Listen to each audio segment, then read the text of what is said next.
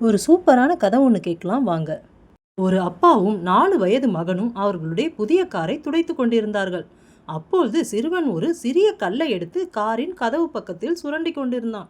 சத்தத்தை கேட்ட அப்பாவுக்கு கோபம் தலைக்கேறியது. கோபத்துடன் மகனுடைய கையை பிடித்து 4 முறை உள்ளங்கையால் விளாசி விட்டார். அப்பொழுதுதான் கவனித்தார், அவர் அடித்தது ஸ்பேனரை கொண்டு என்பதை. வலியில் துடித்த மகனை மருத்துவமனைக்கு தூக்கி கொண்டு ஓடினார். பல எலும்புகள் முறிந்து விட்டதால் இனி விரல்களை குணமாக்க முடியாது என்று மருத்துவர்கள் கைவிரித்தனர்.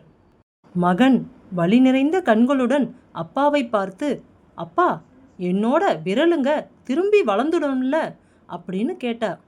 கேட்டவுடன் கண்ணீருடன் மௌனமாக வெளியே வந்தார் அப்பா. வெளியில் நின்றிருந்த காரை பல தடவைகள் எட்டி எட்டி உதைத்தார். கண்ணீருடன் தலையில் கையை வைத்துக்கொண்டு காரின் முன்பு உட்கார்ந்து விட்டார்.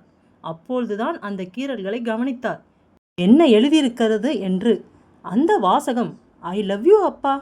மனிதர்களை பயன்படுத்துகிறோம், பொருட்களை நேசிக்கிறோம். எப்பொழுதுதான் மனிதர்களை நேசித்து பொருட்களை பயன்படுத்த போகின்றோமோ? இந்த கதை உங்களுக்கு பிடிச்சிருந்தா மறக்காமல் சப்ஸ்கிரைப் பண்ணுங்கள். தேங்க்யூ.